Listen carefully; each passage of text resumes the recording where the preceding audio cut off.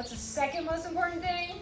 The pop-up. The pop-up sets up your whole ride, and the best thing about it is it's the easiest thing to practice on land. The more you practice it, get the technique, build the muscle memory, work on your flexibility, the easier it's going to be in the water. There's 4 ways you can really control your surfboard. So you've got toe, heel, back foot, front foot. So you want to land on your surfboard in a way that by shifting your weight with your hips that you can control the board with all of those different contact points. The important thing is landing in the center of the board. So this yoga mat has a line down the center. It's like the stringer of the board, the center line. Ideally, you want to land with your back foot at a 90-degree angle and your front foot maybe more or less at a 45. You want to have your legs just wider than hips distance, your upper body rotated looking in the direction you want to go. If you pop up and you land with your foot on the edge, then you're going to be putting too much pressure on that rail. And if you want to put weight on your heels, that front foot's not going to do anything.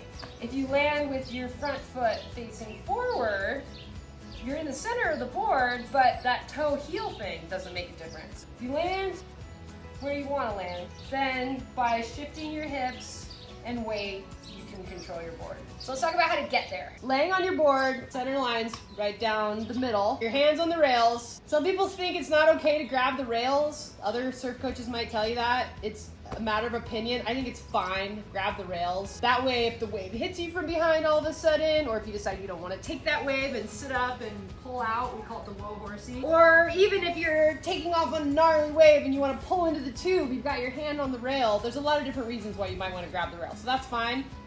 Putting your hands on the top of the board is also fine. The most efficient way to get to your feet is in one smooth motion. You want to push off your knees if you're on a short board, or your knees and your toes if you're on a longer board, leading with your front leg, your front hip in one smooth motion, boom, right to your spot. So that's the goal. But everybody's body's different. Not everybody can do it that way, especially if you're just starting out in surfing, or maybe you have some flexibility stuff, injury, your core strength is not what you want it to be. That's okay. There's a lot of different modifications. Probably the easiest way to do it is to shift back onto your knees. You don't want to pull them up like this, because then when you do stand up, you're going to be too far forward. Rocking your weight back to your knees, but keeping your weight in your hands, because if you go all the way back, the board's going to go up like this, the tail's going to sink, and you're going to lose all your forward momentum. So if you are going to use the knees, push back up onto the knees, but keep your weight in your hands. And then whatever works best for you is fine. You might want to go back foot first and then front foot, or front foot first. That's a little harder for me, but maybe it's easier for you. And back foot. Try it a couple ways. See what feels best for your body. If you want to skip going to the knees, which I recommend if you're physically capable, push up onto your toes and then drive your front foot forward and then put your back foot down. So the nice thing about that is that you are practicing leading with your front leg. If you don't have the strength to just jump up with both feet, it's all right, just go one at a time. Boom, boom, up. The third option is to go up on your toes, plant the back foot, and then the front foot forward.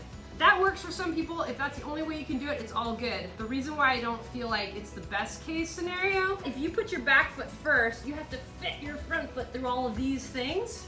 And it can also create a habit that's hard to break as you progress in surfing. Another thing that sometimes people do is they do too big of a step with their back foot, and then they end up too far forward and end up nose diving. So these are things to be aware of if you are gonna lead with your back foot. Again, best case scenario, your body allows it, push up, straight to both feet.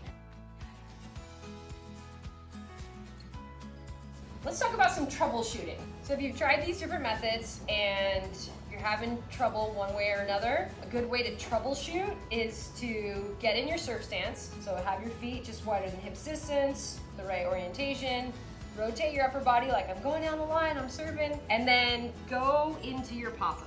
Notice where you feel a sticky spot. So right now I feel it in my glute. Sometimes I feel it in my hip, in my quad, or my hamstring, my ankle, just every time is different. I feel it in my glute today, so I'm gonna stretch that spot.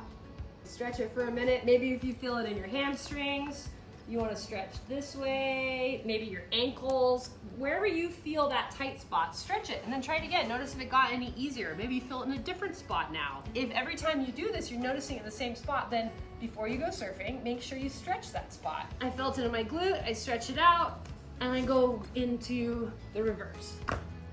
And this is something that you can do as part of your workout. The more that you practice it, get it into your muscle memory, the more that you're building strength in your core, in your arms, even in your hip flexors to pull those legs up underneath you, and you're also working on flexibility. And then when you go out in the water, you're gonna have so much more confidence that as you're paddling for that wave and going for your pop-up, your legs are gonna come underneath you, your feet are gonna be in the right spot, and you're set up to shred on down the line. There's no right or wrong way to pop up.